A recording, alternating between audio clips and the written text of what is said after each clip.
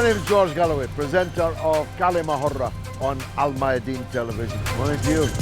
I don't mince my words. I speak Kalima Hurra, and my audience does too. Kalima Hurra, free word, free for me, free for you. Catch it. Nice to meet you, brother.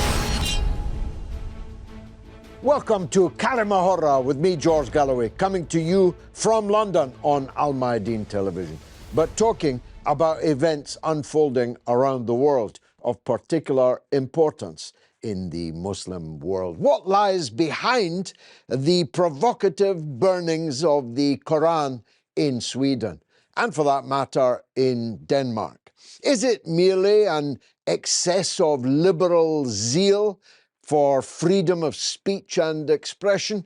Well, that would be condemnable enough, in my opinion. People should not have their religion, their prophets, and so on, routinely and for no reason that can be ascertained, insulted, denigrated, and the rest. But the double standards of countries in the West on the subject of liberalism, free speech, and free expression render that an insufficient explanation for what happened. Charlie Hebdo, we are told, has to be tolerated in the interests of free expression, even though it, metaphorically speaking, has burned more than the Quran. But the attempt by anyone in virtually any Western country to tell the truth about the Israel-Palestine question would very quickly lead to you losing your job, losing your elected political office, being expelled from your chosen political party, being banned and censored on social media, and quite possibly even being prosecuted. So there's no free speech when it comes to Palestine and Israel. There's no free speech when it comes to the Ukraine war. Your television station will be closed down if it doesn't suit the prevailing narrative. There's no freedom of expression for people who want to strike a note that is not in consistency with the prevailing narrative. All of that free speech and free expression has been closed down. And then there's the geopolitical issues that are raised. Where was this Quran burned in Sweden? Outside the Turkish embassy. Turkey, a member of NATO and possessing the veto power on Sweden's application to join NATO, which they duly vetoed. But maybe the Swedish government didn't really want to join NATO, knew that the burning of the Quran outside the Turkish embassy would be likely to anger the Turks. Indeed, it angered everyone around the Muslim world. There were demonstrations as far away as Indonesia. It was denounced by Saudi Arabia, by Qatar, by all the Gulf countries. It was denounced routinely around the Muslim world. But Turkey had the power over Sweden's military political destiny and has used it. All sorts of conspiracy theories have now sprung forth. Was this a Russian plot to scupper Sweden's attempt to join the NATO North Atlantic Treaty Organization, the US-led military alliance? Who was behind it? What are the limits of freedom of speech and expression? I think it's a subject worth exploring. With my panel of distinguished experts, I'm merely the enthusiastic amateur, as always. Christian Bacher, My old friend is a television presenter, an art dealer, and the author of a book with one of the best titles in anybody's library, From MTV to Mecca. That's the journey she made. Christiane, welcome to Kalima Hurra. Thank you so much. What did you think when you saw the Quran being burned? Did you smell the burning or did you smell a rat? I smelled a rat. No, I felt sorry. I felt upset that people go out and do these things in our day and age where we should be, respectful towards each other. I mean, everybody knows Islamophobia it shouldn't happen. It's something so backward. And why would you burn anybody's holy book? And then outside... But you get lunatics in every society, don't you? The man who burned it was a far-right activist, well-known Islamophobe. He'd previously burned Qurans all over the place. Why did he do it now? And why was the reaction as it was now? Well, I think, isn't he on a tour, or hasn't he been on a tour around Sweden? Book-burning tour. Book-burning tour, yeah. I mean, they are quite powerful, the right-wing party in Sweden. That is what is worrying. Yeah, his party supports the ruling coalition. Yeah, and generally in Europe, that Islamophobia is actually not getting better, but it seems to be getting worse due to the populist right-wing movement. That I find worrying. And would he not, do you think he didn't want Sweden to get into NATO? I don't think that's got anything to do with it, but it's a consequence that probably the Swedish government didn't... I think that anyone who thought about it for more than 30 seconds would say burning the Quran outside the Turkish embassy is going to make Turkey extremely angry, and Turkey has the power of veto on Sweden's application to join NATO. I think the West seems to be so hung up with their freedom of speech clauses in the Constitution. Oh yeah, of course. When you're saying Islam is great, like I did in the 90s, in the early 90s, I lost all my jobs. Yeah, and it's a double standard. Somebody liked one of my tweets about Palestine and has just been kicked out of the Labour Party for liking a tweet of mine about Palestine. Not kicked out of the party, but kicked out as a candidate for the local elections in Stoke in May. We'll come back to these deeper questions. Murad Qureshi, you were a member of the London Assembly under both Ken Livingstone's mayoralty and Boris Johnson. London is a place where these kind of things happen, and indeed counterpoints to them happen. If you don't mind my saying so, you're a kind of liberal fellow. Do you stand up for the rights of people to burn any book they like? Let's get the history right. Most of the book burners in European history have been fascists. And it's quite clearly the case in this instance as well. And there's been a clear pattern all the way through history, from the Nazis and the book burning they did in the 30s. So that's how I categorise people when I hear book burning, whatever complexion and whatever they may be.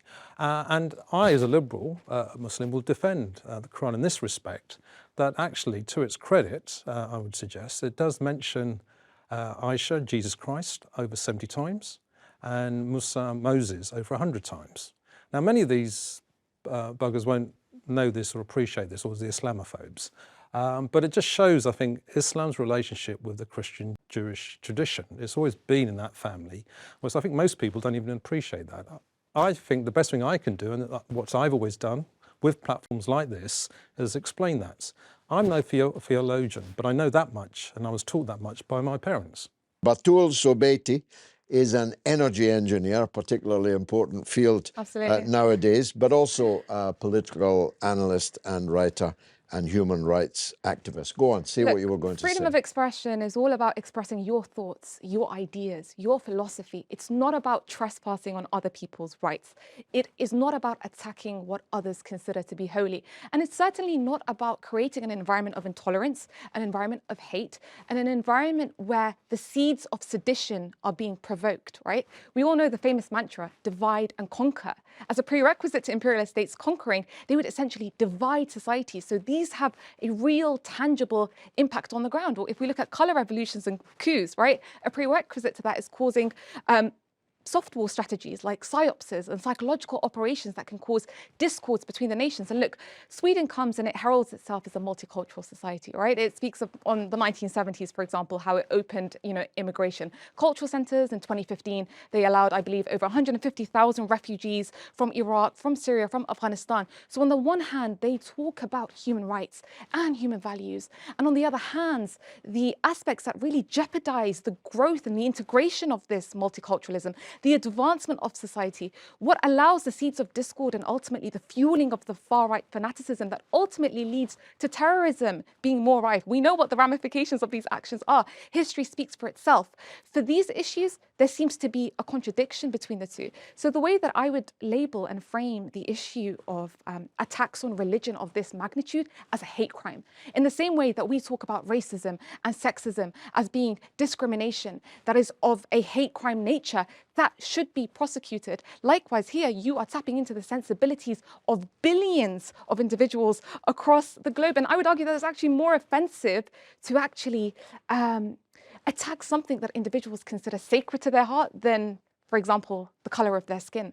So I'd argue that this is actually something worse, given the ramifications that it's having on wider society and the breakup of essentially the moral fabric. Well, is it more of an attack than occupying the Al-Aqsa Mosque in Jerusalem, for example, desecrating it, armed settlers firing weapons in it?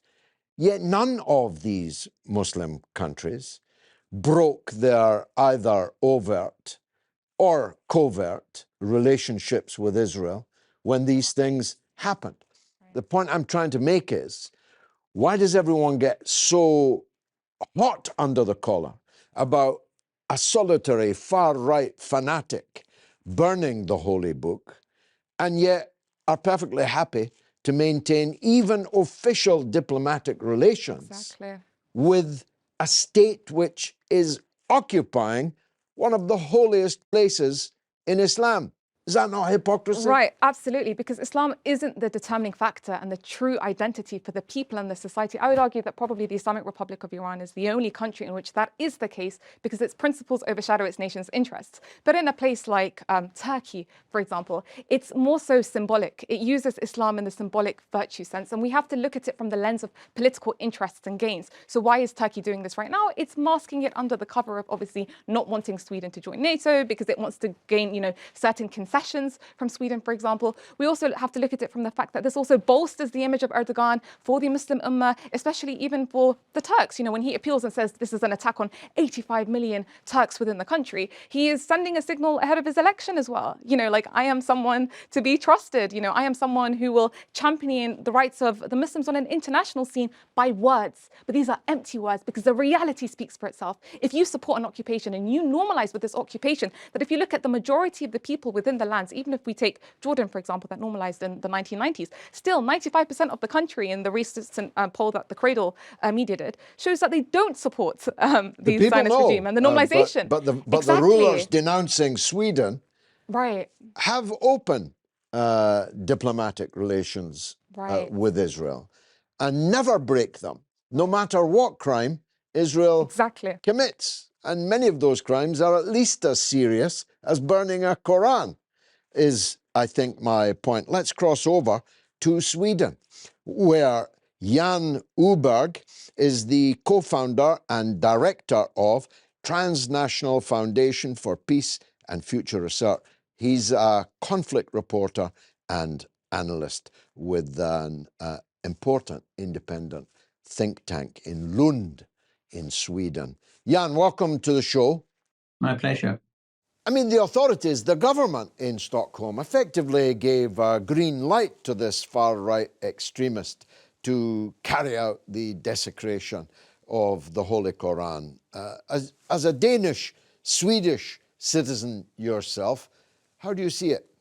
Well, I'm not a Swedish citizen, but I'm a Danish citizen who lived here for more than 50 years. But of course, I know Rasmus Paludan because he is a Danish politician who tried to get into the parliament. So I know what he's up to. He's burnt these Korans in Copenhagen too, elsewhere. I think it's a very stupid thing to do. That's a kind of, it's not a very polite or diplomatic way of expressing it. I don't simply see the purpose of doing things like that. When I saw that it was done, I was wondering whether this would not come under a law that, as far as I know, exists here, which is that it's criminal or you can be persecuted if you incite hatred against a particular group of people. And of course, he may not have shouted and screamed and said things, but he's burned a Quran. And I can't see that that should not be the same as inciting hatred. But he's a lawyer, educated man, so he probably knows the fine details of how far you can go. Interestingly enough, when somebody else shortly after wanted to do the same thing, the answer was no. So I don't know whether Sweden has some kind of principles or not, but it happened also when a big doll of President Erdogan was hung outside one of the public buildings in Stockholm. So I would say this goes back to a long tradition. It goes back to the Danish cartoons, and it's very tragic to see that there are people in Europe who still are racist, who still run this kind of hatred mongering against Muslims, a group of people, a religion, and a national group that we have, the West has conducted warfare on again and again and again. I've been to these places with the exception of Afghanistan. I've been to Iraq, I've been to Iran, I've been to Syria, I've seen Bosnia, and I wonder why it is that we cannot grow up in Europe and behave ourselves. If some Muslim in Stockholm had burned a copy of the Bible, you should have seen the headlines. This incident happened in Sweden, carried out by a Danish, as you said.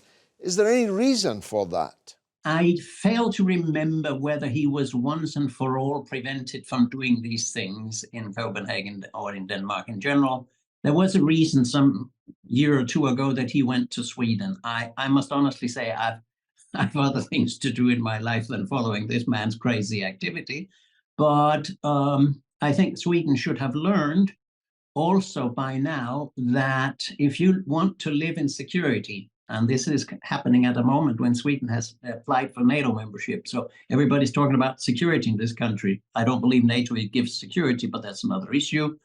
If you do that, you also have to take others into account and their feelings and their cultural pride. And if there's one thing we've always historically been proud of in Scandinavia, it was that we took each other into consideration. We had different foreign policy and security political solutions. We had NATO membership, we had neutrality, we had a special arrangement for Finland vis-a-vis the Soviet Union at the time, etc. We always said we are secure when we have thought of what will our action imply for the other Nordic countries. Now, if somebody does these things and only thinks of his own nation or his own government or his own parochial, narrow-minded interests, I think we're far out compared with just 20 years ago when we had decent foreign policies and decent security politics, and where Sweden would not have allowed that type of hate inciting activity as Mr. Paludan's. Well, the Europeans are always telling us that the rights of free speech and free expression are, well, to coin a phrase, sacred to them. Do they really mean it? I don't know whether it's a pretext. I think it has been a genuine part of at least the self-understanding of Western culture that we had a serious attitude to human rights, to freedom of expression, to free media. But of course, that has never meant freedom from responsibility of the consequences of what you do. I mean, there are lots of things I can do, but because of being a civilized, educated person, I don't do it because I know it would lead to serious troubles with somebody else or make somebody sad. Civilization is about being able to abstain from doing what you could do. Civilization is to say, no, I'm not doing this, although I could get away with doing it, but it's morally wrong. And if I look at how easy it has been to make, I don't know, 98%, 95% of West Europeans hate Russians in a few days. I'm appalled by this development. Because if there's one thing we should have learned, it is the distinction that everybody else does in the world about us and the US, namely, if you go to Iran and you travel around, I've been a lot to Iran, I've been to other countries that have political reasons to hate the West. But what the people say in these countries is, we can distinguish between the government and the people. We don't hate the Americans, but we dislike or hate the government of the US and Washington. Now, if we are not that civilized in Europe that we can hate a whole 150 million Russians, because this is collective punishment with the sanctions, with the no musicians coming here playing, all these kinds of no tourists coming here anymore. This is a punishment of the whole people for what a leadership have done in something the same people call a dictatorship. In a dictatorship, the citizens are not responsible for what the leadership does. I don't subscribe to the idea that it's a dictatorship, but that's how people who hate consider it. I mean, the Muslims in Europe and indeed across the world are being told that these kind of actions in the name of free speech are normal and should be normalized. That's dangerous, isn't it? What do you think? Well, that is absolutely what it is. That's absolutely what it is. The way the West or NATO countries led by the US has killed in Muslim countries, how much we have destroyed. I've been to Syria. I was in Syria in December 2016 when Aleppo was liberated from al-Nusra, 4.5 years of occupation by the Syrian forces and the Russian forces. And now, of course, there's a terrible earthquake and everything is worse than it was. But we managed to kill 300,000 to 400,000 Syrians. We made 6 to 8 million people flee from their homes, either internally in Syria or leaving as refugees, UNIDPs or refugees. We've destroyed the economy. The Americans still have a number of bases, not sure whether it's 8 or 10 or whatever it is, on Syrian territory. Nobody gave them a right to have that. Now, if we expect these types of things, Iraq, the harassment since 79 of Iran, etc., the destruction of Libya, if we expect that not to have a negative effect on world politics and cultural dialogue, we are more stupid than we're allowed to be as Europeans. So I'm saying we are on the wrong track. Amazing. You can either yourself or assisting others massacre hundreds of thousands of Muslims in Muslim countries, but you can still not accept that in Sweden a single Quran can be burned. That's the double standards and the hypocrisy to which I object. I'll be right back with the second half of Kalima Hurra. Stay tuned.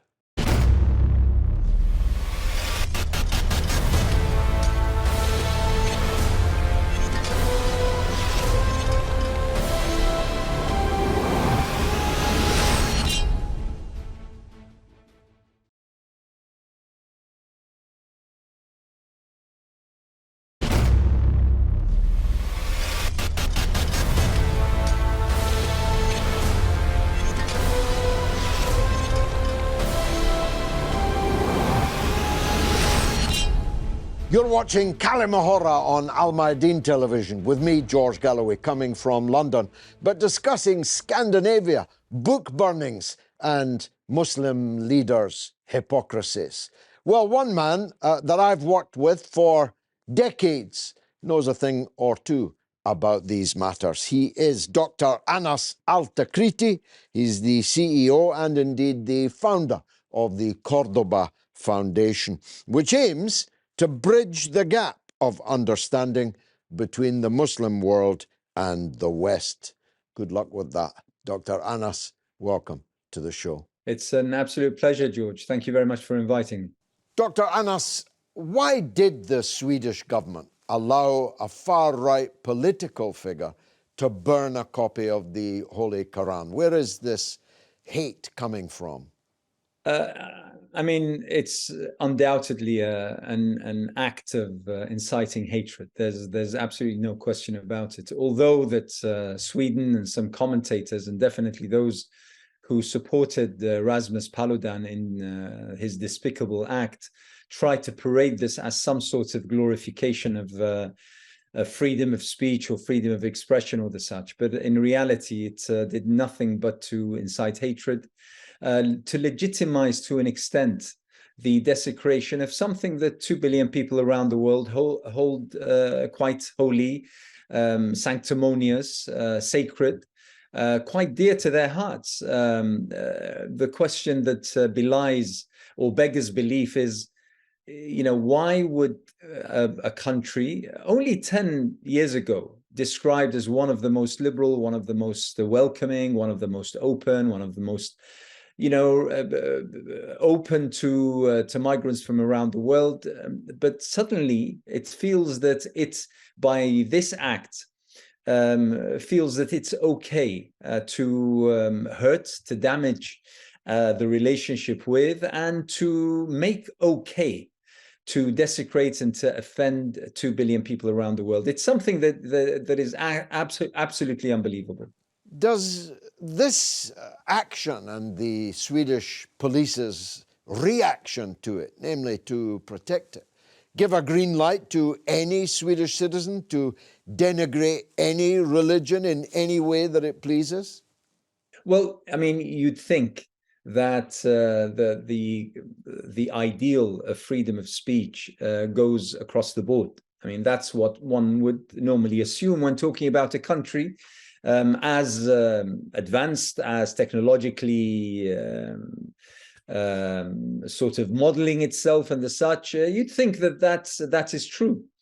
But it seems, and we found out only a few days later, that when someone wanted to or applied to hold a gathering in order to burn a copy of the Torah, the holy book of the Jews, that was rejected. Now, I'm glad it was rejected. I am against burning any book whatsoever, let alone a book that is held dear to its followers and to those who consider it sacred and holy. So, but the mere fact that Sweden prevented the burning of the Torah just means that its claim that burning the Quran was some sort of act whereby freedom of speech was being exemplified is absolutely false.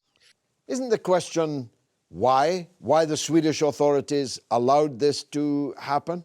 And what about the perpetrators? What did they hope to achieve? It's something, George, I'm going to be honest here.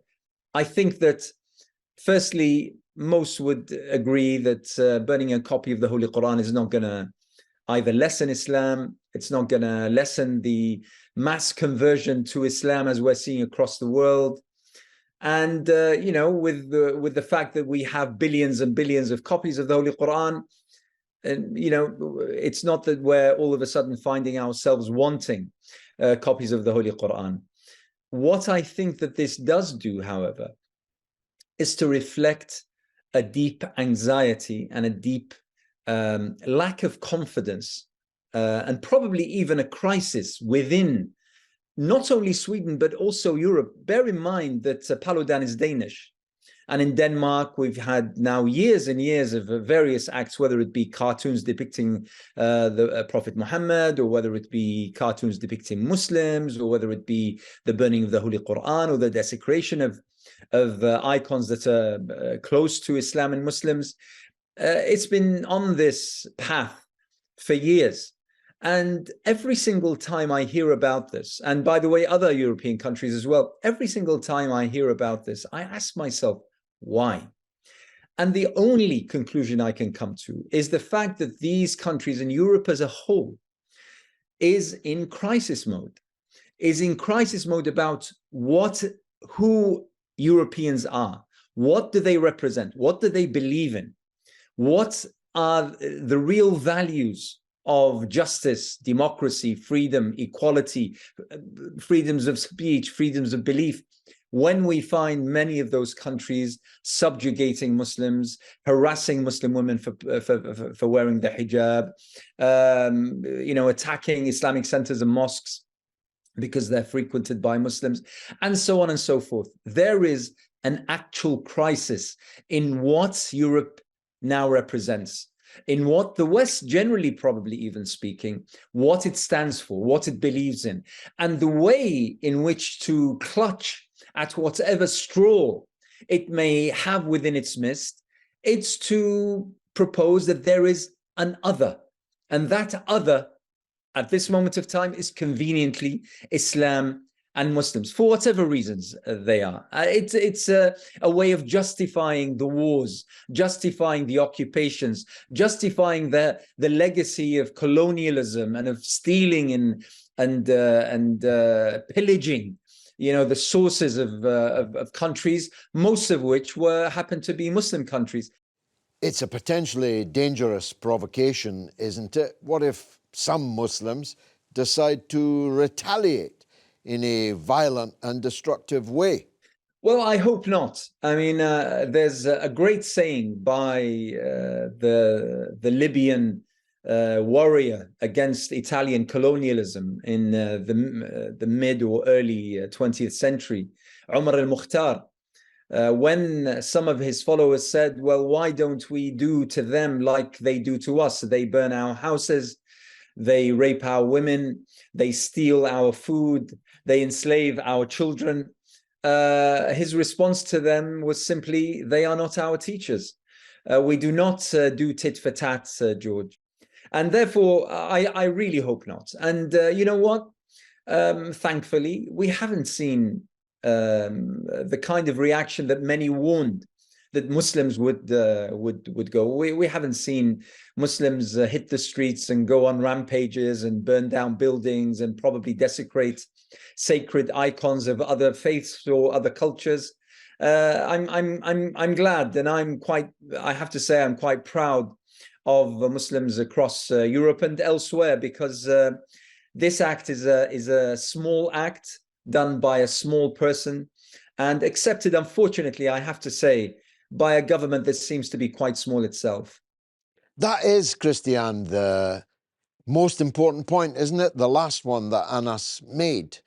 The police stood guard around this man while he committed this crime. Well, it isn't a crime in Sweden, although it would have been a crime, apparently, a few days later to burn another holy book, demonstrating the absurd double standards that I talked about earlier. You can't legislate for an individual fool or provocateur. But the state of Sweden did legislate for their own security forces to guard him while he did it. Is this madness or badness on their part? Both, a bit of both. and foolishness, yeah, indeed, because they didn't realize the consequences. A, the NATO ascension that is now in question. B, the consequences within Sweden in terms of their safety, because what would it lead to? It would anger all the Muslims in Sweden and perhaps radicalize them, or some of them, some who are liable to that. So it won't make Sweden safer in every way. So it's a very foolish thing to do. But how do we remedy this? I think some questions were raised before. What is the real reason for it all? I think a lack of education, a lack of understanding of what Islam really is, that Islam actually, the true Islamic values are very much European values. And that seems to be something completely missing generally in the European conscious.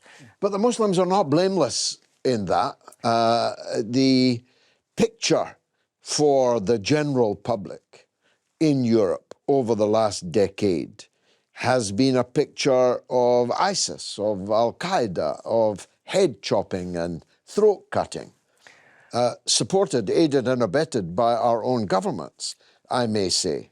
But that's the picture. If, my mother is 87 or 88 years old. she only watches the mainstream news. That's probably the picture in her mind about the Muslims. Understandably so. The media has a very conscious role to play. They should not give only airtime to the monsters, to the radicals. Sadly, the extremists overshadow any media discourse. I think European institutions need to do a very conscious effort to eradicate the institutional Islamophobia within the institutions. They also need to do something in the public conscience, in the media, for them to be more responsible in their reporting, and generally an education program of what the true Islam really is, so that we distinguish between extremism and true Islam, and promote the true Islam, and and obviously stop this kind of burning or hate crimes should not be allowed. But then, George, it's also a question of who owns the media, right? So the media is either owned by the government or it's owned by billionaires who have direct contracts. So even if we, for example, look at the likes of Rupert Murdoch, who owns News Corp, for instance, we see that between 2015 and 16, he went into Downing Street in 1 year, 18 times, basically.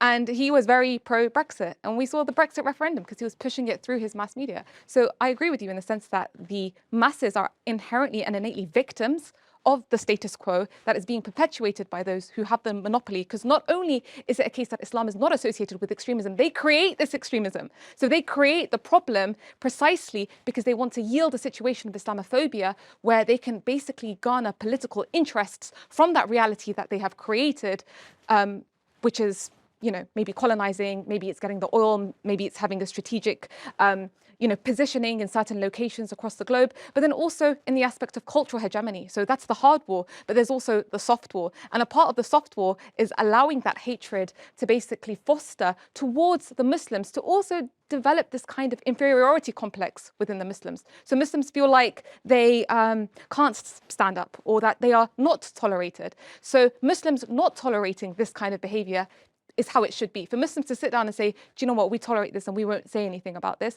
that allows this injustice to perpetuate itself.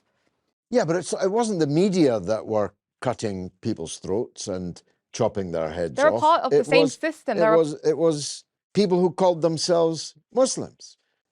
Okay, so these people that called themselves Muslims, And there weren't a few of them. They were brainwashed. There were hundreds of thousands of them. If we want to talk about the Wahhabi ideology, where did that come from? Where did Muhammad ibn Abdul Wahhab come from? Saudi Arabia as a monarchy state was put there precisely by the West, by Britain, by this, supposed great country, right? Who actually gave their ideas leverage and allowed them to rule the country and everything in between, and to even call the country after that monarchy to serve their callous interests. Today, Saudi Arabia and even this Wahhabist ideology has no inherent strength in and of itself, apart from the propping and the ruling that the West is giving it. It's giving it that kind of cover, essentially.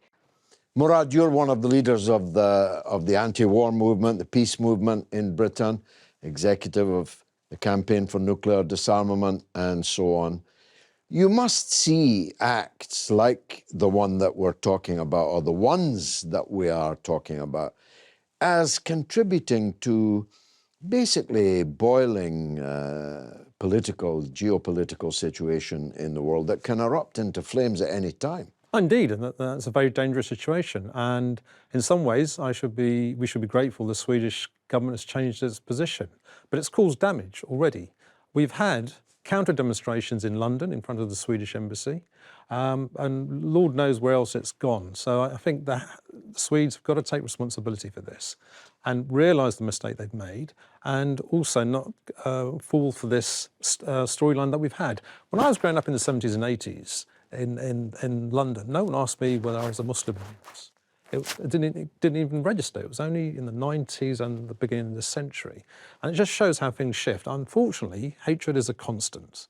In the 70s and 80s, it was black or Pakistani or Indian, that was the issue. That's changed in the early end of this last century and the beginning of the century. I think it's changing again now. I think it's moving now to Russians and the Chinese. Well, certainly if you listen to the BBC, that's the impression you'll get. Unfortunately, that's a constant in British politics. I've seen it in London. If you looked at the National Front's activities at the 70s and 80s again, there was a constant 5% far-right vote there. And they never got into power, thankfully, in London, in the regional government, the GLC, or in any of the parliamentary seat, because the vote wasn't concentrated enough. They did subsequently get into the London Assembly because that 5% was gathered together across the whole of London and got them one Assembly member in 2008-12. So unfortunately, this is it seems to be an inherent feature of many Western countries, and I think they need to be fully aware of this and the implications it has to all those various communities. At the moment, I've got to confess, I'm looking out, I think the Chinese communities getting a backlash at the moment. We've had this before with them, the yellow peril and things like this. That's where I think we've always had this, unfortunately, and it's always much easier to be attacking what's perceived to be an outsider when they're really not. And as I said earlier, when you suggested I was a liberal Muslim, if you look at the Quran properly in a theological basis, the emphasis of praise it gives to Isha and Musa, Christ and Moses, is something I don't hear enough about. And that's why I will always defend the Quran and defend the right for Muslims to say this is sacred to us. Well, Mary is mentioned far more times in There's a whole chapter about Lady Mary. in the Bible. But we come to, if you like, deeper issues of free speech here. We're all against what this fellow did. But what about the people who are against what we do? What about the people who say, well, you shouldn't hold a demonstration supporting Russia, and if you do, we'll ban you.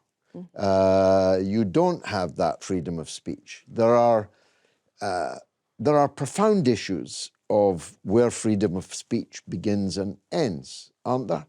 Don't we want our cake and eat it, is what I suppose I'm saying. Don't we want our characteristics protected? But we are more than happy to criticize, attack, offend other people's characteristics. I mean, I'm never done offending Joe Biden, for example. Someone might say, I'm being cruel to him because he's an old man.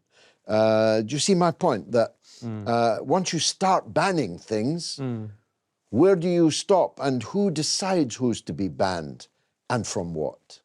Well, I think you make, where something sacred or holy is considered, you have to set a boundary. That should be off limits. And freedom of speech, but with a conscience. It can't be any kind of freedom of speech, no matter what. You can just insult and denigrate and, have some kind of decorum, some kind of morals about it, some consciousness, some conscience.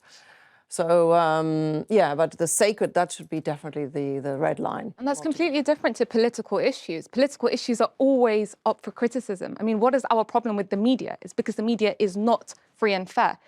We criticize them banning, for example, Press TV, Russia Today, the censorship of the algorithms. So we really need to understand who actually has the monopoly over the media, right? Who is actually blackmailing the world with certain slogans, even going to the extent of justifying oppression within law and turning a blind eye to other things that are not of interest to them. So I think that is the crux of the issue. It's not a case of us having our cake and eating it. What we are saying is those things which are considered holy and sacred since the beginning of time. Religion has existed within the hearts and the minds of the consciousness of individuals, and this spans billions and billions of people across the globe.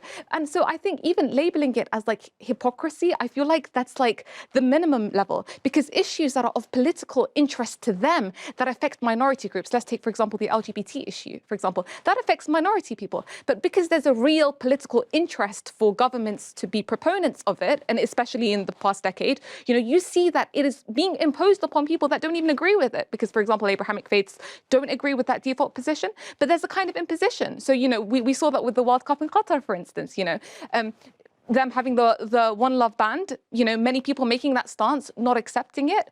But it's like, hold on, like it's respecting what individuals consider as sanctity that has existed since the beginning of time.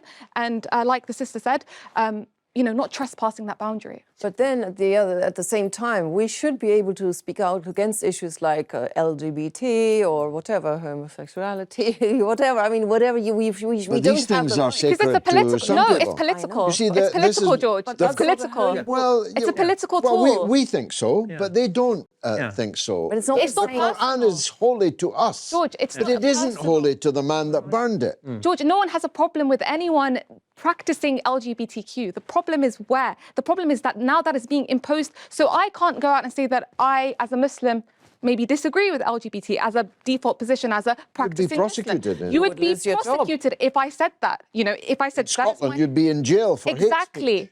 That is the problem over here, is that a minor issue is being imposed upon the majority of people because it fits within the real political interest of those in power. Yes, but it's an example of the banning culture. It's an example of the cancel culture. You and I don't want our children to be taught that certain practices and so on are normal and equal to those forms of family that we believe in. So we're cancelled from criticizing it.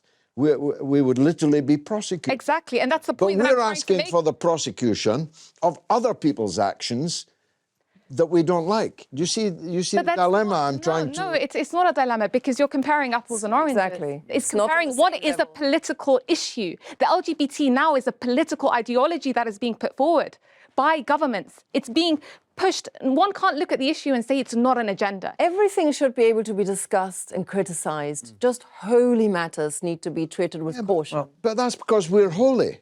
What about all the people that aren't holy? The majority are holy. The majority. I wish that were so. I so wish the that were international so. community is beyond Europe. We have to look at globally. No, the majority Holy is issues. not holy. The majority of people in You don't have Sweden to be. are atheists. Okay, we're talking They don't about- believe in holiness. We're talking about the and holy majority of the world over here, and we're especially talking about the minorities that reside within Sweden that feel endangered by this climate of hate. If we want to go back to the question of creating community cohesion, for example, and multiculturalism, why is it fair that they should feel endangered in that environment? Do they ask for terrorist attacks to be, done against them, for example? If we look at what happened in New Zealand, no. But it is ultimately that environment, that hate of hate that gets fostered. I'd argue it's not just a case of the far-right fanatics and extremism, but this is actually a structural issue, as Sister Catherine alluded to, within the media, and it comes from the top, essentially. It's governments that basically legislate policies, foreign policies, even domestic policies, that are so crucial to the lives of Muslims. Well, what do you think? We've all got different points of view, and that's because this television program is called Kalima Hurra. And thanks to Al Mayadeen, we were able to bring it to you. I hope you enjoyed it and that you'll discuss these issues long into the night. I've been George Galloway, and you have been a wonderful audience.